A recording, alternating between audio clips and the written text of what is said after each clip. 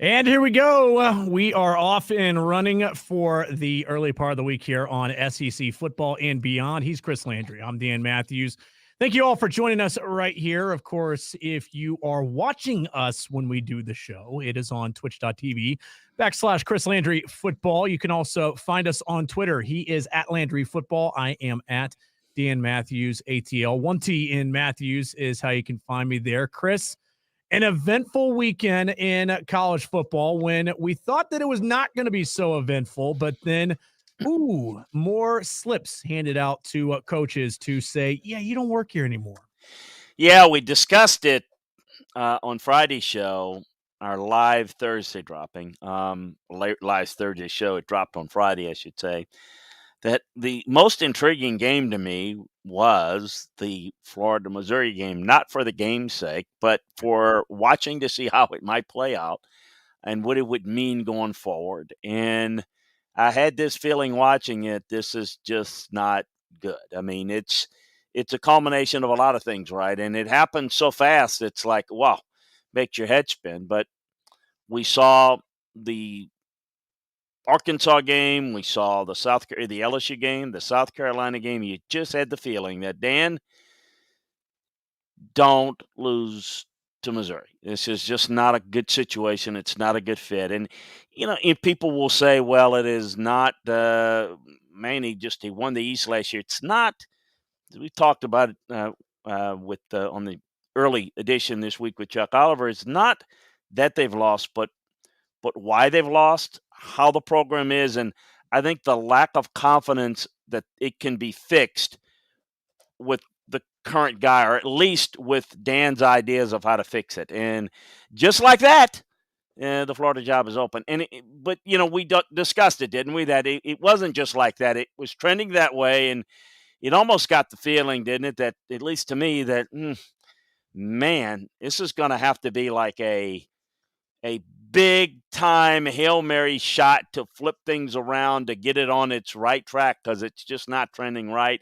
And you almost wonder if it's too far gone to be salvaged. That's how I kept feeling about it, because it just didn't feel right to me in the world I live in this time of year. Yeah, and this is where we will go into the news and notes part of the show today. Where, I mean, of course, if you haven't heard by now, if you're a college football fan, where the hell have you been? Because Dan Mullen out at Florida. Chris, already the rumors are circulating out there, and silly season being what it is, where the favorite thing for fans to do is to somehow get a hold of the tail numbers for a university plane and say, hey, look, this is where it is. And I saw today where somebody had said, ooh, one of Florida's planes is going to Lafayette, Louisiana. I wonder what that means. But I will say this, though, somebody that I do trust, though, Chris, I asked about the situation, where I asked about another report that we're going to talk about here in just a few minutes, but that I had, thrown out the name, and they said, I think that Billy Napier could be imminent at Florida. So who knows? I mean, Scott Strickland might have been working this for some time and then finally decided, hey, the time is for it to be made. And now whoever Billy Napier's representation is, do you want to come and be the head coach at Florida? Yeah, and look, the guy that Jimmy is Jimmy Sexton's been involved with Billy and represents him, and his name has been out there quite a bit. Worked with them both on the South Carolina situation last year. He's been rumored for every job. He's a bright young guy that's the right opportunity. I think he's been interested. He's come close. A lot of people, we've talked about this before, reported that he turned this down. And I had somebody on social media today ask me about, well, I thought he turned them down. No, you know this, Dan, but for people who want to know, and this is important to understand on coaching searches, when you hear in a lot of these cases a coach re-upping at their current place or taking their name out, or wherever it's couched, it's a professional courtesy. It means they were told that they weren't going to get the job. So before, I'm hiring. I'm making the hire for School A. I've got 3 candidates. I decide I want, candidate 1, and we agreed to it. He's going to take it. Well, then the right thing to do in this world of coaching searches is to tell candidate 2 and 3 their agent, which may be the same agent as Right. candidate 1, right? So it's to say, look, this is the direction we're going. Or you may not say who you're going. In fact, you usually don't say we're going with candidate 1. We're just saying we're going in a different direction. Then that allows candidate 2 and 3 to, the agent, to get something done where they are, to at least get a raise, get more for his assistant. So keep that in mind, because you never offer the job to someone unless you're so far down the road that they're going to take it. It's kind of like I tell folks that when you get married, you usually don't pop the question. You don't get down on one knee in a restaurant if you think there's a chance she's going to say no. You Right. probably have discussed your future. So it's further down the road. If it's a blind date and you do that, you probably she's probably going to leave the restaurant. But it's kind of, and then no school kind of wants to be, they're fine with it. Just kind of let it go. And so keep that in mind.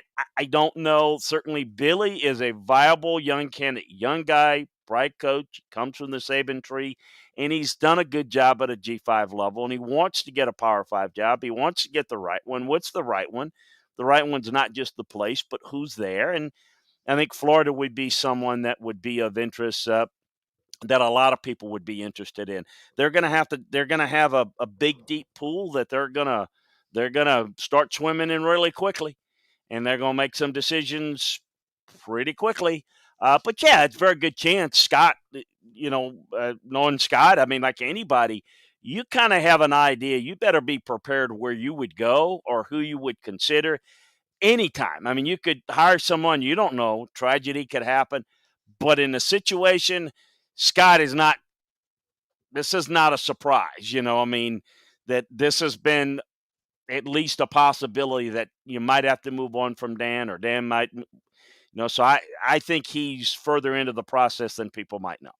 Real quick here. I mean, you touched on a little bit of what precipitated a move to be made in Gainesville, but what do you understand was pretty much the reason for Florida's leadership? They said this situation is just untenable. Like this can't continue. Um, this is my sense. It's not the hey, look, Chris. This is how it happened. It's the process of of why it's fallen apart. Okay, re- recruiting's not going as well and hasn't been going as well. Look, when you have a problem like Florida has, okay, it's a bad season. Well, you can fix that. Okay, that's not the toughest thing in the world. How do you fix it? Who can fix it? What are you going to do to fix it?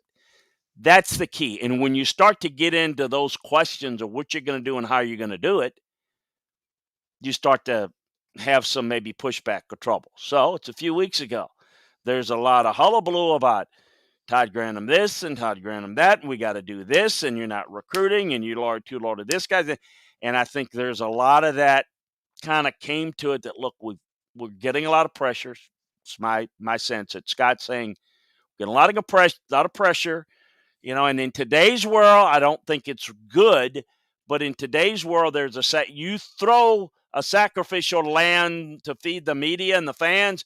Oh, finally they got rid of that dastardly coordinator. It's okay. But it doesn't always solve all the issues. I think as you got further into those discussions about what's going to happen, why is it going to have to happen, and and maybe there's a discussions that the coach has with his agent. What are some of the options? I'm not sure, Mr. Agent, if this is going to work. I'm really comfortable with Dan. Dan is going to have probably looking at it. This is this is going to happen next year. If it does, how do we want to do that? I mean, I think you have those discussions and you have that feeling out process, and I think it's pretty clear. Scott used the line. When I woke up Sunday morning, I had it in my gut. Eh, yeah, you had it in your gut after you thought it through and you've had several discussions Yeah. that led you to believe that, hey, I don't think Dan is going to be on board with what needs to get done, and we just need to cut ties. And from Dan's standpoint, look, it's easy to say. It's the easiest thing to say. The guy's got a big ego. A lot of guys have a big ego. Is he so stubborn that he doesn't see what needs to be done to fix it, or he sees a certain way to fix it that is not in line with what the administration is? And he may be right, he may be wrong, but if you're not aligned, Dan, that's when you got to part ways. And I think those discussions have taken place. And I think the results on the field and the lack of response by the players on the field and how they've practiced, how they've done things, how they've gone about dealing with recruiting issues in the past going forward, it's just become, hey, this is just not working. And I said it before. If those conversations go differently and there's a better culture, there's a better attitude, and they turn around and go finish 8-4 after the Kentucky, that's a different story, and we're talking about a different fix. Now it's fallen completely apart, and it's not the record itself. Those records are just numbers. Is my God, look how much of a problem is it, and how are we going to fix it? And it's getting worse and worse as we try to work through some of these issues. How is it going to get that much better? And that's usually how it happens, and I have no doubt that's how it played out in Gainesville. Real quick before we move on to the next coaching search that's out there, LSU, and a report that came out on Monday, I think my gut probably tells me that Dan Mullen is going to be looking for an NFL opportunity. I think that his coaching style and perceived not real desire to recruit, that if nothing else, let me deal with professionals who I know I'm working with. I know Dan. I've talked with Dan in the past about NFL, and he's talked with other people about it. I think he'd be a good fit as an offensive coordinator in the NFL. I think that he'll look at those opportunities.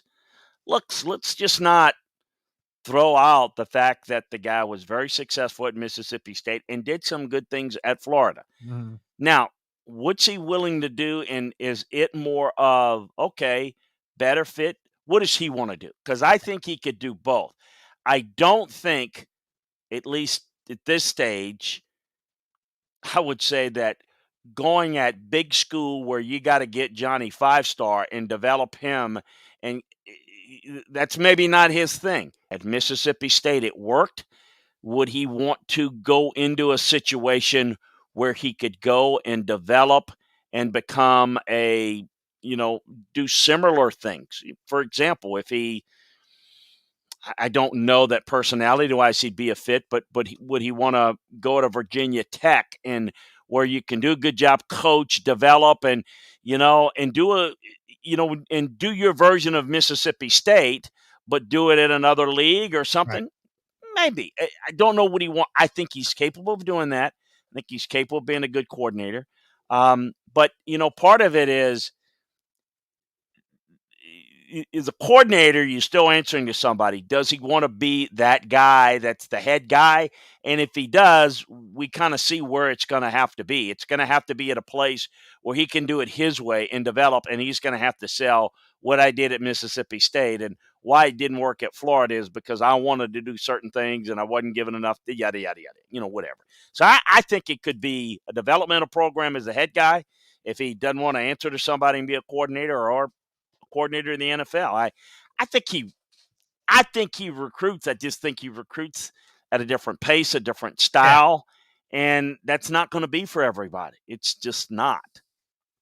Well, I mean, I will say this though too, is I threw this out to my buddy who does local radio in Dallas, and he said, "I'm taking that and using it." So I'll go ahead and just throw it out there. But I think that Kellen Moore gets a job next year in the NFL as a head coach. And I think that it would be really hard pressed for Jerry to pass on Dan Mullen. I think that that's what ends up happening, is that he goes there. Or I've also already seen too that Jacksonville is a possibility, that Urban has a reunion. Although some people believe that Urban's not going to be there much longer. So I don't know. Yeah, and that relationship is, I would say, complicated. I think there's everybody sees that they're chummy. I think they like one another, but I also think in a way They don't like working with each other. they rub each other the wrong way too. Yeah. I don't know. It might, but Yeah. to your point is, how committed is Urban there, and how committed are they to Urban? Right. And is he going to go for 1 year, or does he look at that right opportunity? I don't know. It would be quite interesting, and certainly the Dak connection would be something that Jerry would say, "Hey, how about this idea?" Yeah, how So about it, dude? Jerry would like that. We put a lot of money into the quarterback, so why not give him somebody that he's familiar with? Another part of the coaching carousel that is LSU is one that everybody is eagerly anticipating. I think a lot of people believe that the LSU opening, once that domino falls, then others are going to follow behind it. But there was a report And by there's about two or three different reports that somebody sent me, and I'm not quite sure who's who, but what I noticed that three different people sent me stuff, and they all say it's down to three people, and all three reports are different. So let's clarify who's saying what, because I don't really pay enough attention to it as you do about what others are saying, and I'll get into it. I'm sure you're probably going to have heard this one. It's Glenn Okay. Guilbeau, a guy that knew the I know area very Glenn. well No from Glenn. No covering Glenn. LSU. He's now with Outkick.com. And his report said that someone familiar with the discussion says that it's now three Oh, finalists. It's Baylor's Dave Aranda, it's Billy Napier, and it's Iowa State's Matt Campbell. okay. And what's the other one that somebody put out? I don't know who. Somebody wrote down it's Jimbo Fisher, Bill O'Brien, and Mark Stoops, and the other one was I'd seen that one too. Yeah. Dave Aranda, Billy Napier, That's the one. Yeah. That and I'd said. something else. Matt Campbell. No, it was just, I guess this one was two, so I guess maybe that's a different. Anyway, um, look, I think Scott has kept this very close to the vest for a reason. So, what's interesting is I can pretty much take a gander of where they're getting this and how far down the line it is. So, uh, it's they're not really a those. Well, I know that Glenn would be getting it from his LSU sources, Mhm. um, but I don't think there is an LSU source because I think it's only Scott, and I don't think anybody else has quite. I mean, I think it could be a very logical guess here. But I also think he's probably throwing it through some other sources than the agent community, which a lot of that comes out. Um, Look, I think that we're we're fairly close here. We're a week or two away. Um, I don't think Scott's going to rush it, meaning he's going to try to get who he wants, and he is going to make that his priority. And if it means that he needs to delay the hire to try to make a second and third, run and whatever, and then I think he's obviously got, I don't want to call them backup plans, but I think he has some other people on the line. It'll be interesting. I think there's a lot of discussions, and what I would again warn people about is Dave Aranda's in play at Washington. He's definitely in play at USC.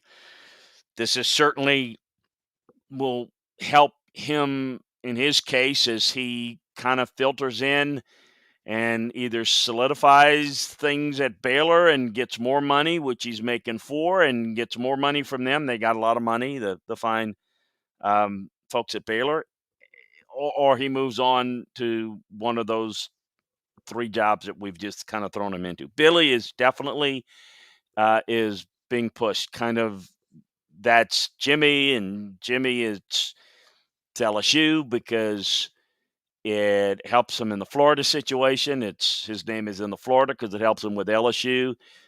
Billy has been trying to get a job, which is why I think it's always well. He's turned down all these other jobs, but yeah, these are a little bit different jobs, LSU and Florida. But he never got very far into the discussions with Auburn, and I think I know why. That was mutually not a fit. And then the South Carolina job he really wanted. I do Mhm. think he really has an interest in Virginia Tech, but certainly his priority would be LSU, Florida, Virginia Tech of the jobs that are open. He ain't turning either one of those down, Dan. That I can tell you. Now, so if he doesn't end up getting one of those jobs, it's not because he turns those 3 downs to stay at ULL. Okay, I mean, so we're gonna have to let that play out. And so yeah, no, it'll be interesting. Um, the Bill O'Brien stuff, which is a lot to do too with his desire to get back, head coach. I think it's more to throw him into the mix at Virginia Tech and perhaps another job or two that I think's going to come open here in the next week to 10 days. And one of the things, like for example, I call this the John Gruden theory. Remember when John Gruden was, oh, Dan, his wife was a cheerleader at Yeah. Tennessee. He's going to go.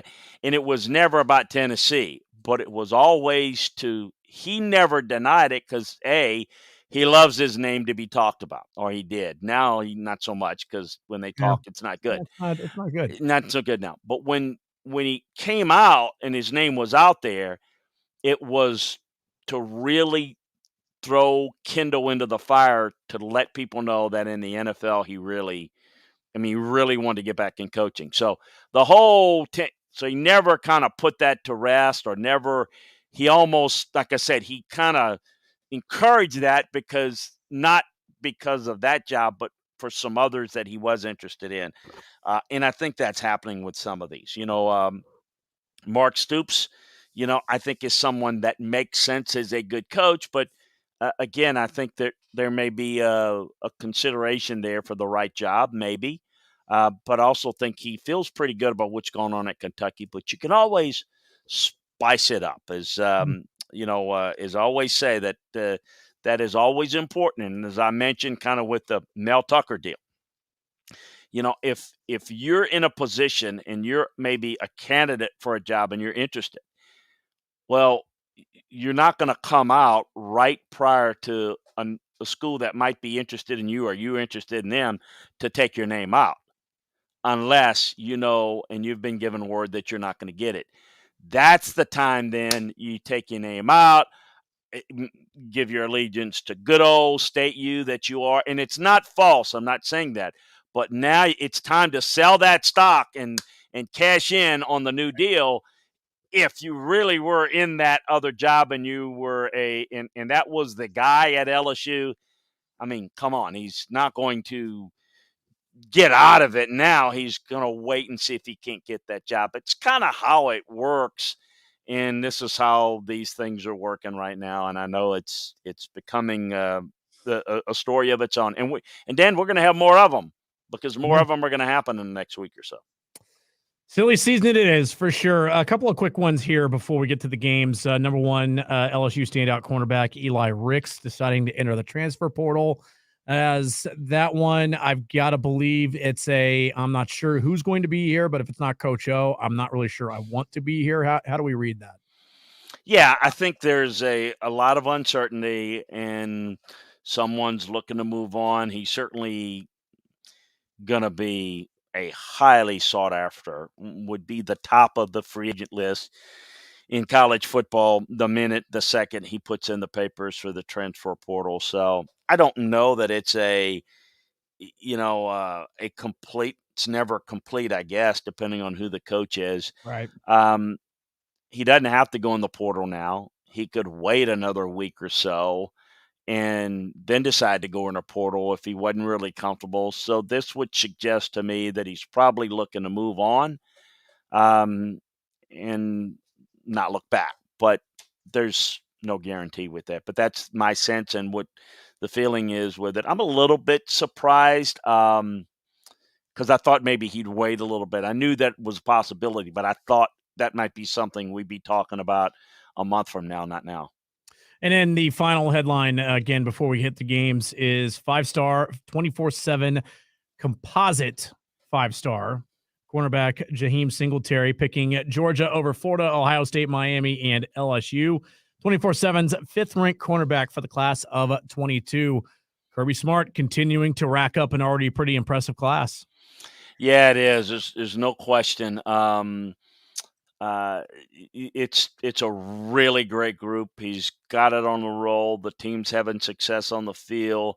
They're putting a lot of good players in. You've got they're the hottest team now, and right now the only A&M's recruiting at an elite level. Alabama's recruiting in Georgia. They're kind of on that level with LSU and Florida in flux. There's an issue. In fact, some other news is Isaiah Bond, the really good uh, 4-star receiver. He's was a Florida commit. He's the first big one who's kind of backed out. So we'll see where he goes. I know there's a few options within the conference as he's looking to move on, and they announced that I think last night or today, citing the fact that the new coach, he wanted to go in a different direction. So we're going to see more of that. Not that they've got a great class, but in fact, quite the opposite. But they're going to lose some of those guys. I think the other thing that bears watching, I know before we get out of the news and notes section, is with all of this taking place, it looks like at least Billy Napier is looking towards making a move if he can get one of these jobs. But I would say, in fact, I'm confident in saying, I said it Thursday to you, very confident in saying that from Lane Kiffin's camp, he is looking to make a jump, and he's looking to make a jump this year. He would love the Florida job if they were interested and that could be worked out. I'm not saying that's what they're doing, or he would really like that. I think the Miami job would interest him, Mm-hmm. but I think that has more questions. Florida's got everything that he would want in Miami.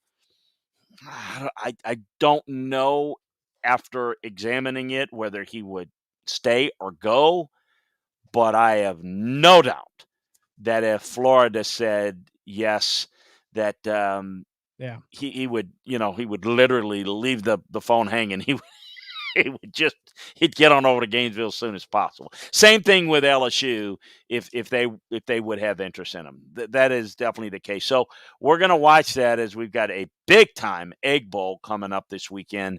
You'll wonder what this is going to mean for Lane. And again, I think as it relates to the LSU or Florida job, if those were offered, he would absolutely take it.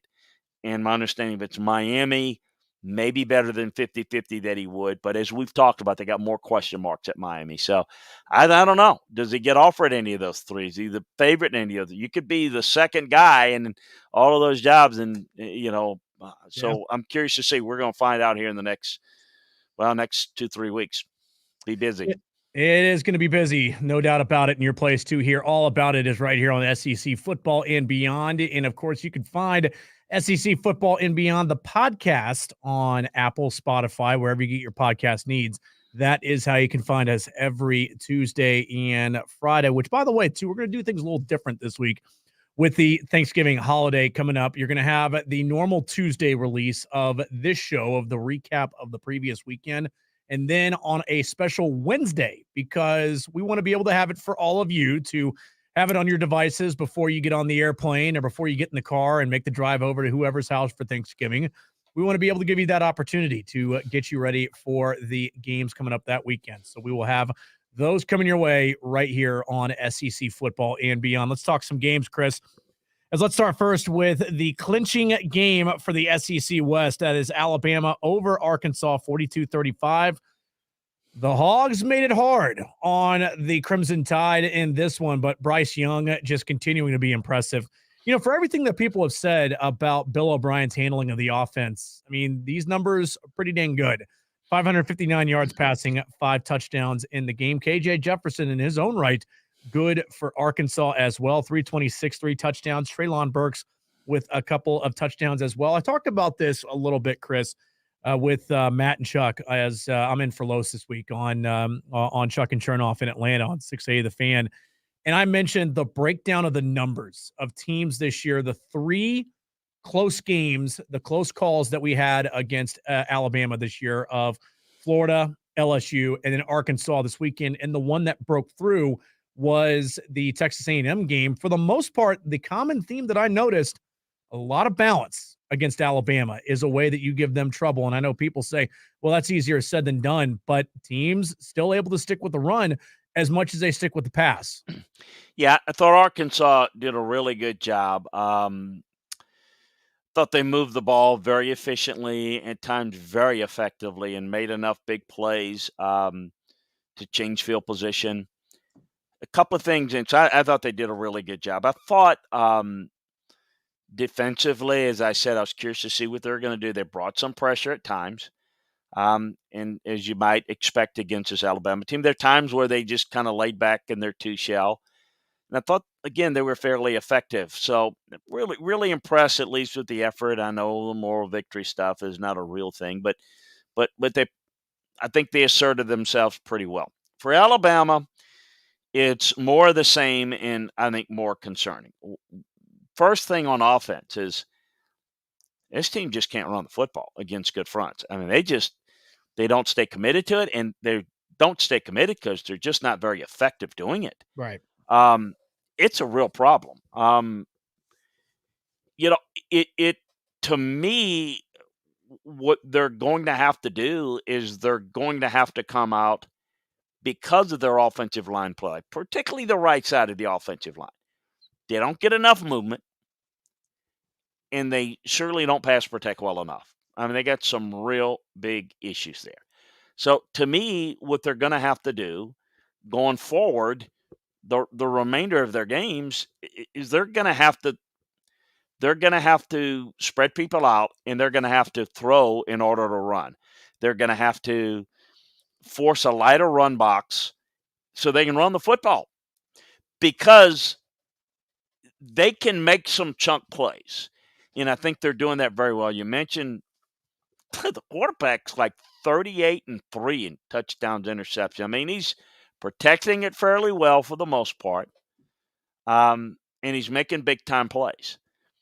They're going to have to make explosive plays offensively, get a lead.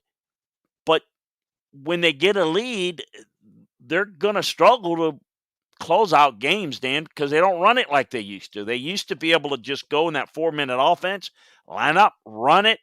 They get points out of the passing game and win it with the run game. And I don't think they can do that. They're going to have to make people overplay the pass and then allow some run creases. It's what they're going to have to do. And defensively, I'm telling you, they're just, other than 31, they don't have anybody that's making a difference consistently. They're very inconsistent with their run fits.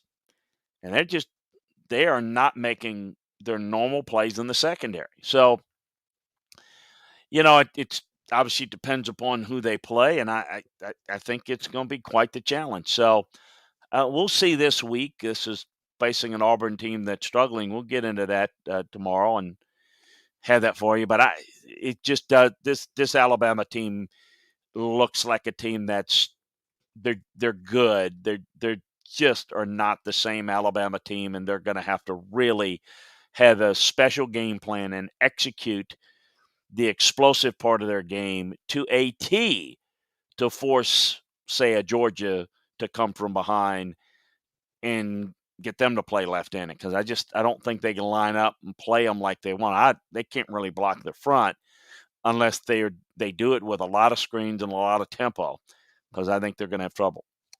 By the way, Georgia is a 4-point favorite in that game, which we do know for sure, no matter what happens the rest of the way, because Georgia is done with conference play. So they clinched the East, and Alabama has clinched the SEC West with their play so far this year, and they're likely going to win on that Saturday against Auburn, who, by the way, as you just mentioned, Auburn struggling down the stretch.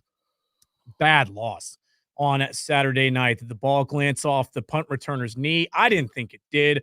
I didn't think there was enough to overturn it, if anything. But at the same time, though, too, Chris, there are people out there with Auburn who are saying, well, okay, whatever. You got away with one last year against Arkansas, and it's happened for you before. So, yeah, I get it. Not great calls, but, I think that you've been a beneficiary of it. But South Carolina able to become bowl eligible for the first time in a while, 21-17 win.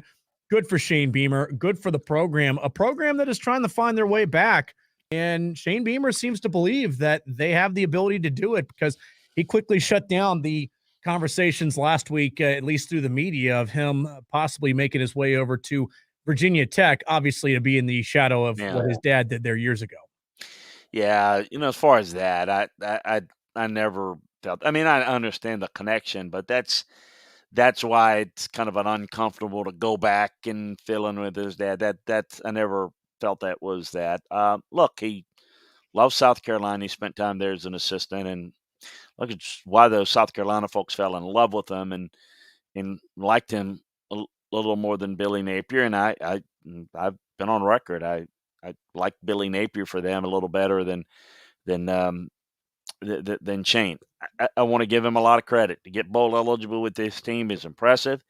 I think they play hard. They play with a lot of energy. He has a lot of energy. I still say when I watch him on tape, they're not very good, and it's not the best coach team I've seen.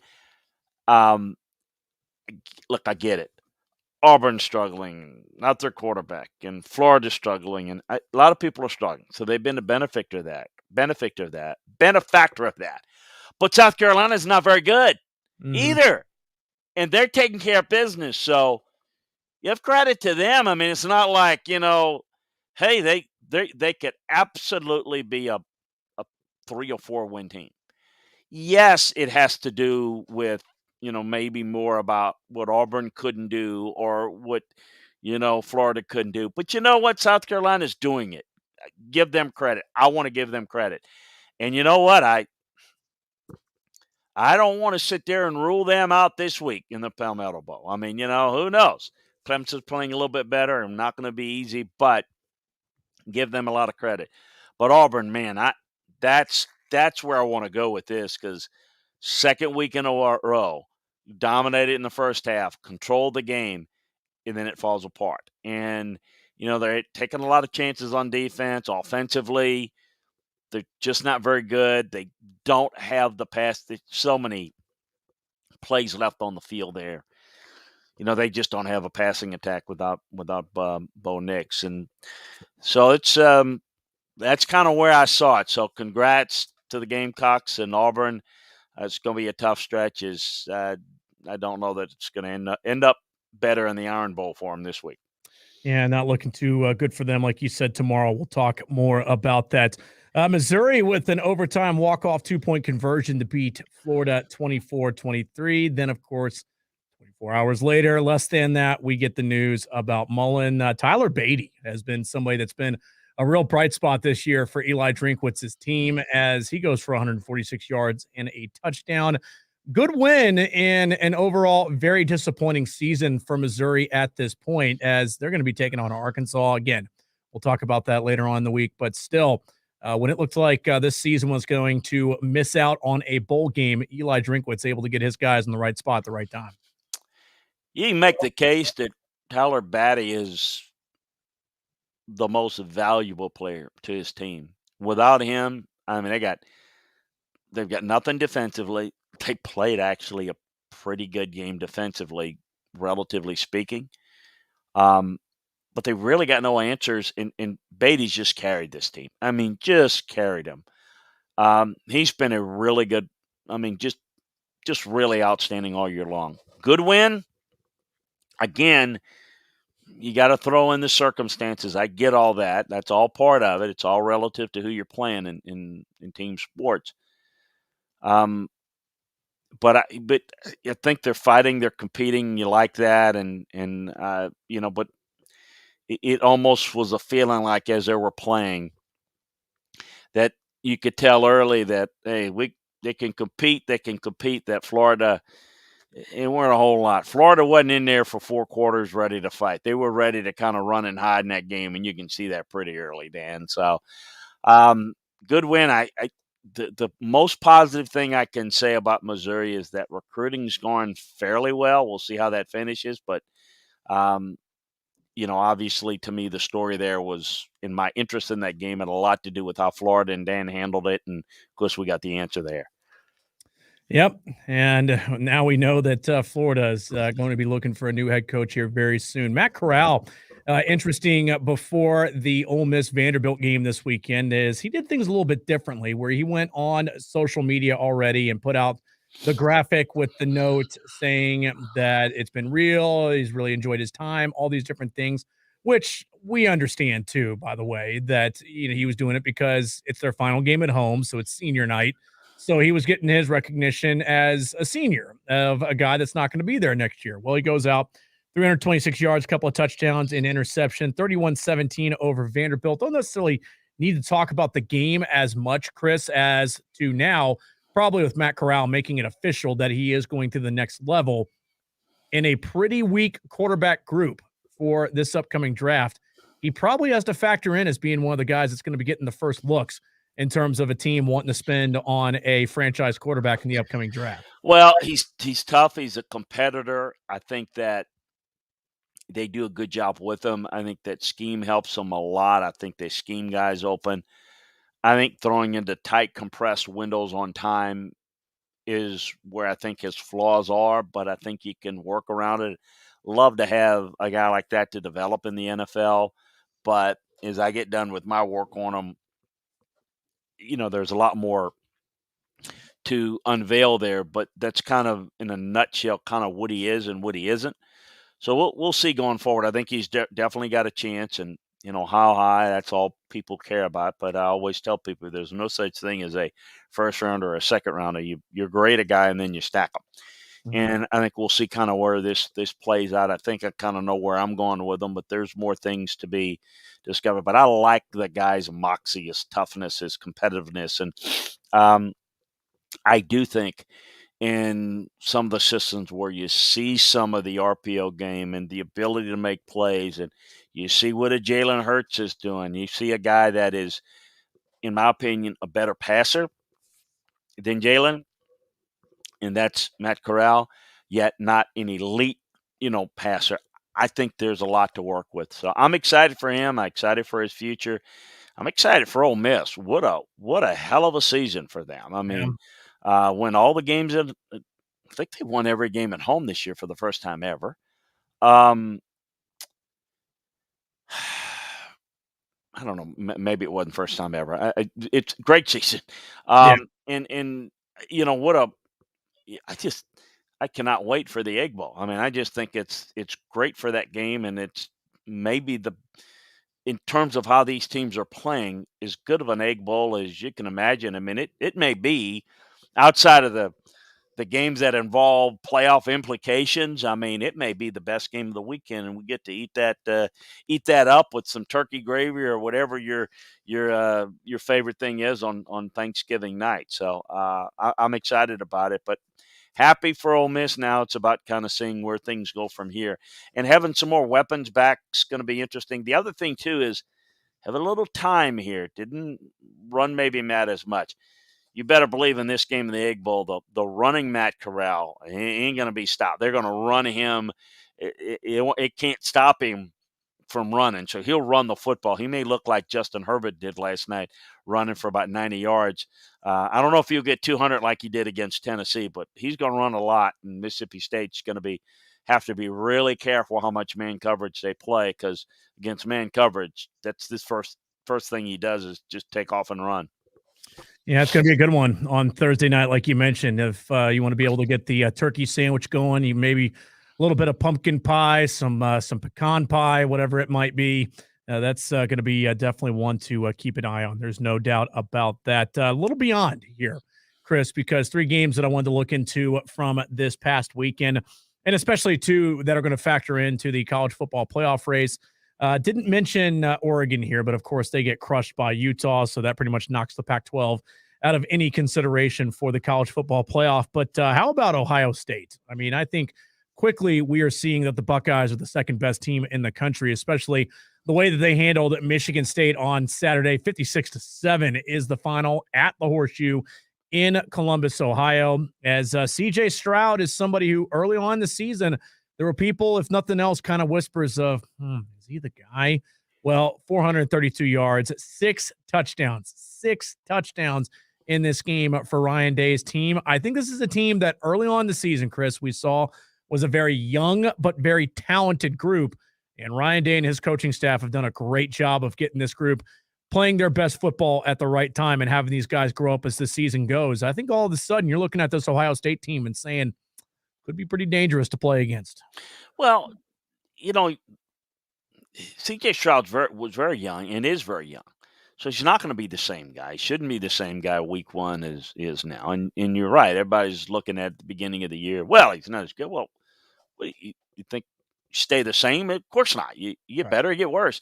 He's gotten a lot better. The offensive line's very talented. Been a little up and down, inconsistent, but they are loaded, and they certainly are loaded at receiver. They've got a great running back. Um, I mean, they can cause a whole lot of problems. This offense is humming.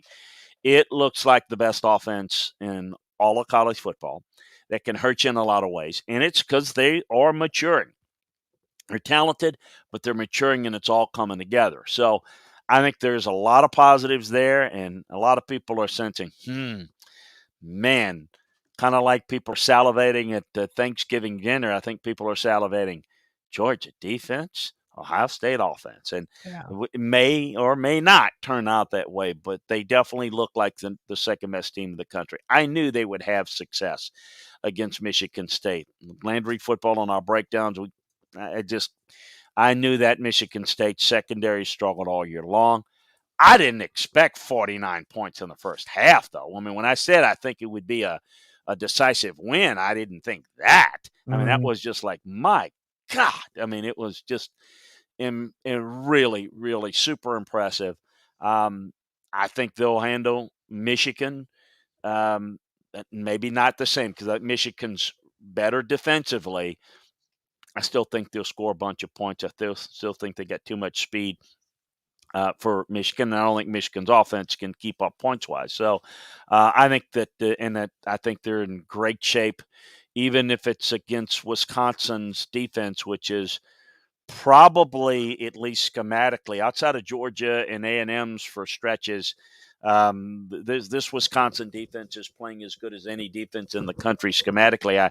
I don't think they're gonna slow down Ohio State enough. So I like their chances to run the table, but it's college football. Anything can happen. We'll see.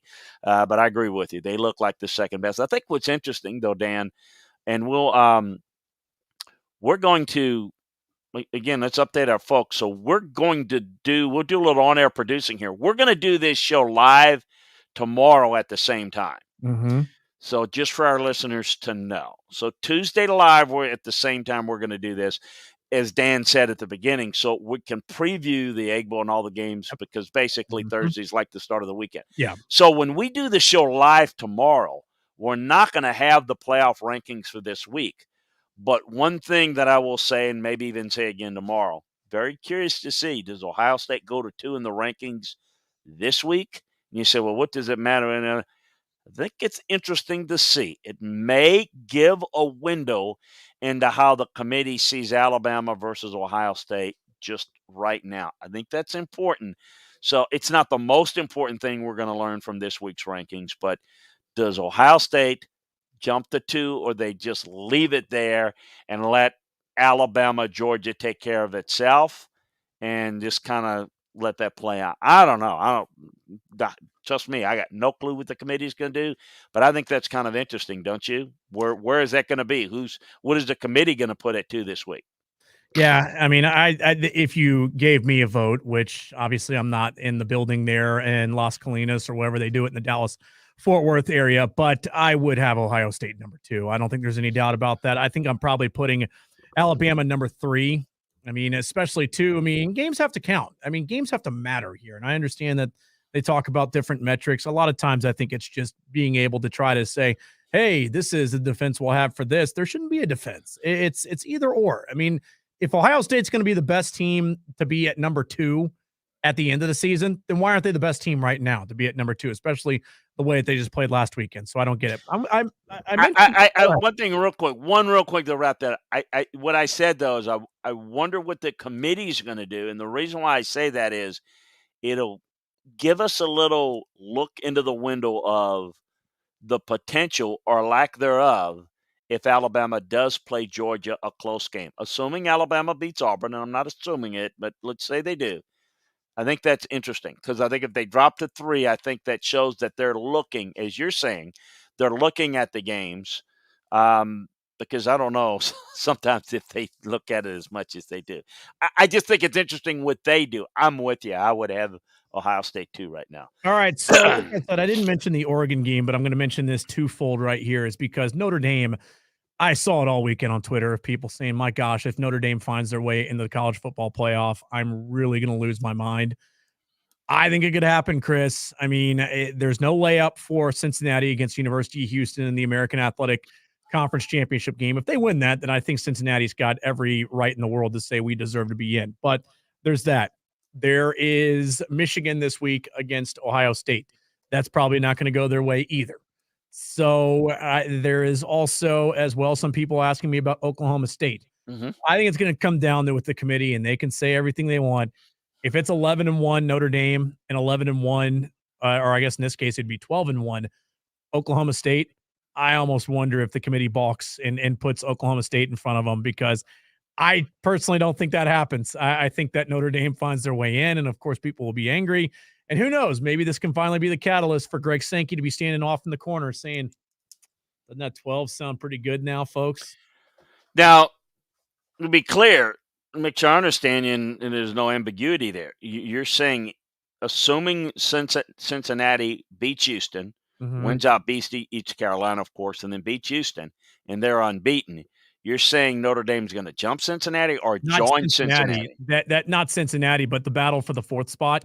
I think if 11 They, and they, 1 they, if so 11-1 Notre Dame is there in that opportunity for the 4th spot, I just don't see the committee leaving them out. I join. You're saying yeah, joining Cincinnati. joining Cincinnati, Yeah, yes. okay. Well, yeah, Yeah. no, I think that is a legitimate, and I think we can look at it, and I think it's going to depend upon how much weight and how Oklahoma State looks in battling this week against Oklahoma, and then next week against Oklahoma again or Baylor.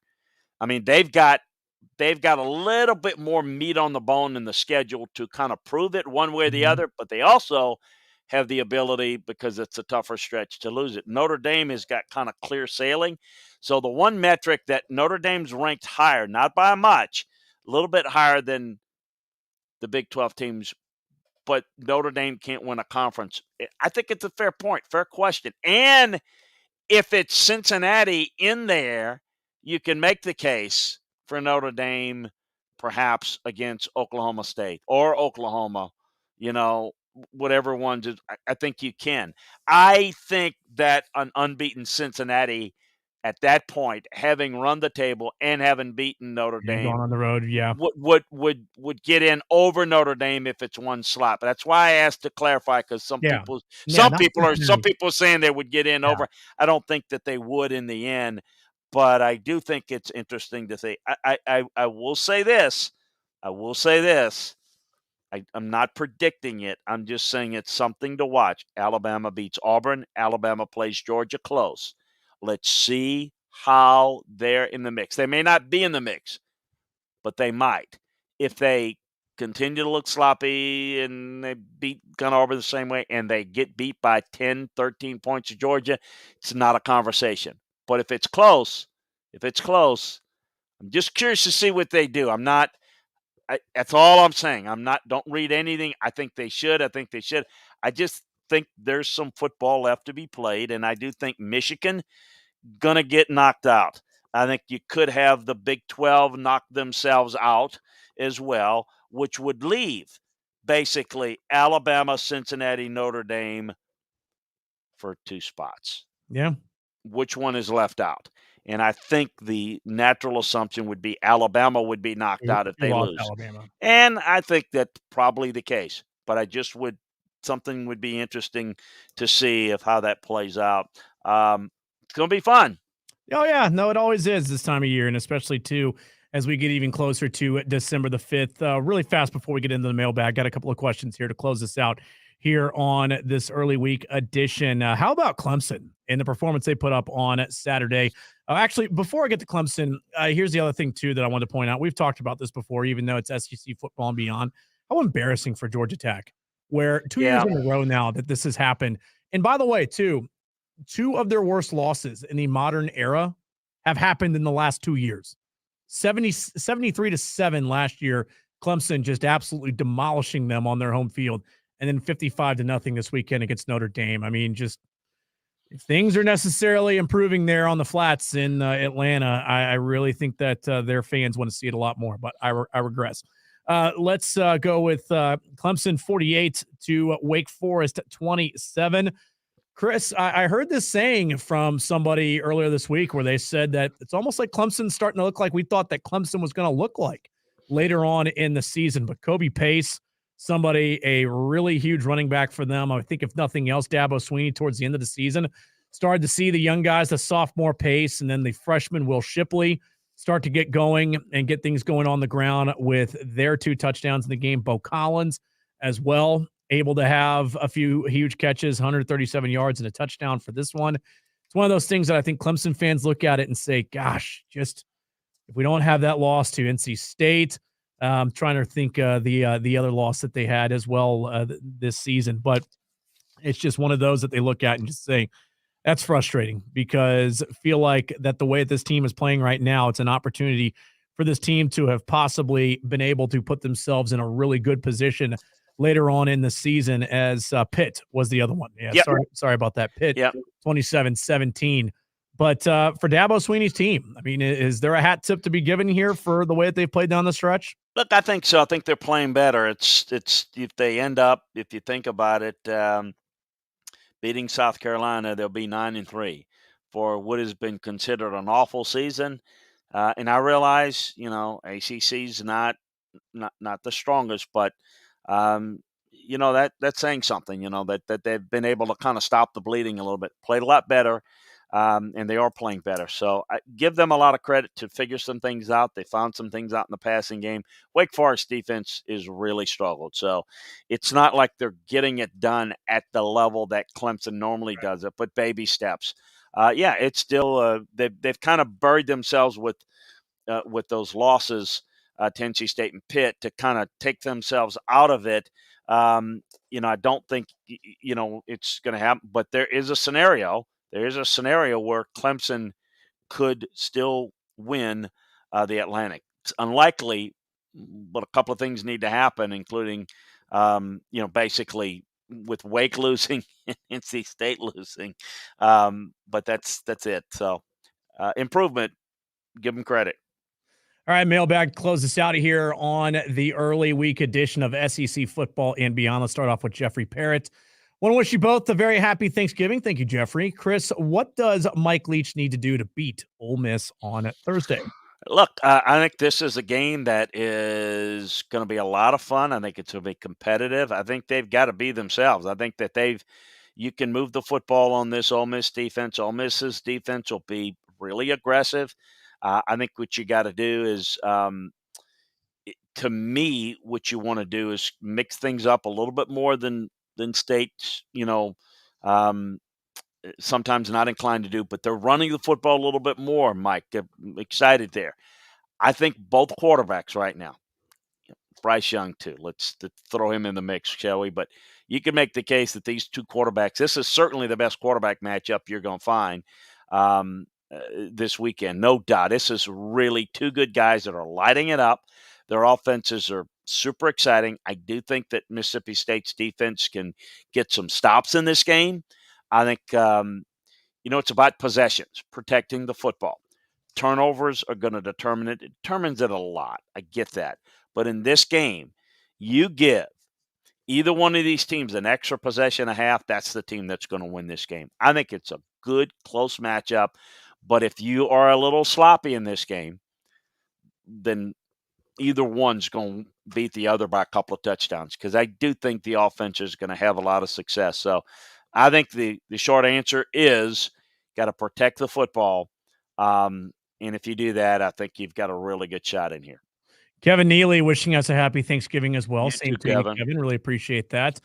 Chris, I like the way you laid out the case for Dave Aranda last week for the LSU job on Scout's Eye on college football. Will you care to share that with the SEC? Yeah, no, I think that's when we did it. I think it was on the SEC show last week that we talked about it. I'm not saying that that's the guy or should be the guy, but I think because I remember we were talking about Dave Aranda and the fact that the guy is very organized, very meticulous. He's a good leader. we were engaged in that conversation. That's really the only one I've had about it in detail, and that is in terms of somebody that can oversee, can hire well, can delegate well, has a keen understanding of what offenses gives his defense trouble, um, how to really craft the defense and have people work under it. A very good evaluator in recruiting. I think he's a really good coach. I think he's a great asset to Baylor. I think if he stays there, it's great. I think he'd be a much better fit at USC than people think. People think he's quiet and unassuming, not a fit at USC, la la land. Good coach. He could do a really good job. He'd be Yeah. great at Washington. I think he'd be good at LSU. I think he'd be good, and I think he's really good. Is he the answer? Look, to any one particular school, look, it's very difficult because you would ideally like to have these guys to have maybe 4 or 5 years of experience, um, and then go from there. But look, a lot of it is circumstances. You know, as much as I've described at the beginning of this show with Dan Mullen, in a chance in hell, I would have told you, yeah, I think that's going to blow up here in a couple of years. That seemed like a fit that would make some sense going from Mississippi State to Florida. You'd handle coaching, the recruiting's going to naturally go up. Why wouldn't that be a good fit? And yet we're talking about who the new coach at Florida is going to be. You just don't know with some of these guys. So whether it's a Mel Tucker or Dave or any of these guys that have had success either at smaller schools for a few years or maybe it's had success at bigger programs for like 1 year, you don't have enough of a sample size to be as comfortable as you'd like to be. But I think there's some good candidates. I think Billy Napier is going to be a good coach for somebody wherever he ends. He is a good coach for somebody, but somebody going forward. Yeah, and I think a large misnomer too about Aranda is quiet guy, unassuming, all these different things. I actually, the time that I had a chance to sit down with them and speak in depth with them was the Chick-fil-A Peach Bowl before they played against Oklahoma. I was incredibly impressed by how engaging he was. Like it was genuine. It wasn't forced. It wasn't, hey, I got to be the life of the party. But I did come away from that saying, I get it. Like I get how he is able to get guys to follow his lead on defense, and obviously just a hell of a defensive mind. And you hit it right on the head, Chris, is like I said, the organization and everything else that comes with being a head coach is something that program sorely needs right now. And you definitely hope that they make the right decision in being able to bring somebody in that can bring some of those things because that's a program that needs it right now. It's a program that you need people walking around the building saying, hmm, okay, that's what's expected. Okay, that's good to know. Yeah, and I think he can work well with people, and that's important. Gosh, he was a coordinator for two head coaches that could be frustrating to deal with and communicate with. And I'm just going to say it, two people that he was a lot smarter than, Yeah, and yet he never took that like other coaches. And look, I warned LSU. I know and like Matt Canada, know and like Bo Pelini, but I warned him. I said it was like two people that are going to clash, and you say, "My God." You ever been in a situation where a friend or a family member and you yeah, say, that couple ain't going to last 6 months? yeah, I can tell you that's what I saw. And in both cases, it wasn't like yeah, it was clear. With Dave, he could kind of deal with that, let those guys have their say and all that. And he had a way of doing the right thing and handling it the right way. Um, he's just really poised. So for all I know, he's going to stay at Baylor or whatever. I think wherever he goes, I think he's got a real good. Is he going to be this great, next great head coach? I think it. I don't know. I think there's circumstances that are going to have to come into play for a lot of that. But in terms of how you evaluate a coach and how you evaluate a lot of the qualities, he's got a lot of what I look at.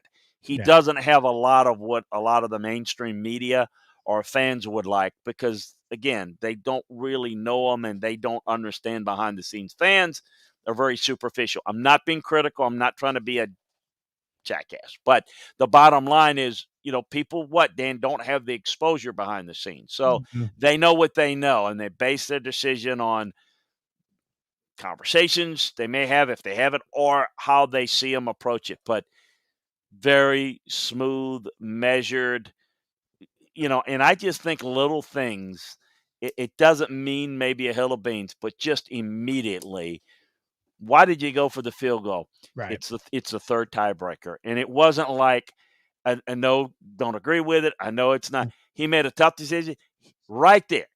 And for people who don't know, it literally tied them with Oklahoma in the tiebreaker. He literally is that much prepared and is engaged. And as a head coach, he is just really meticulously organized. I just, I think a lot of them. I'm not selling him for anybody in particular. And I feel the same about a number of other candidates that would be good fits in different places. But as it comes to Dave, that's my thoughts on it. All right. Well, again, a special programming note that the normal Thursday show that you can watch live on Twitch TV / Chris Landry Football is going to be recorded tomorrow, Tuesday. And then, of course, the podcast that will drop on Wednesday morning for you all. But if this is the way we part with you for the week, I want to wish you all a very happy Thanksgiving. Hopefully you enjoy the football ahead. If you're going to be with us again tomorrow, then even more of a happy Thanksgiving for you in the football ahead. He's Chris Landry. I'm Dan Matthews. Thank you all for listening to us right here on SEC Football and Beyond. Until later, take care, everyone.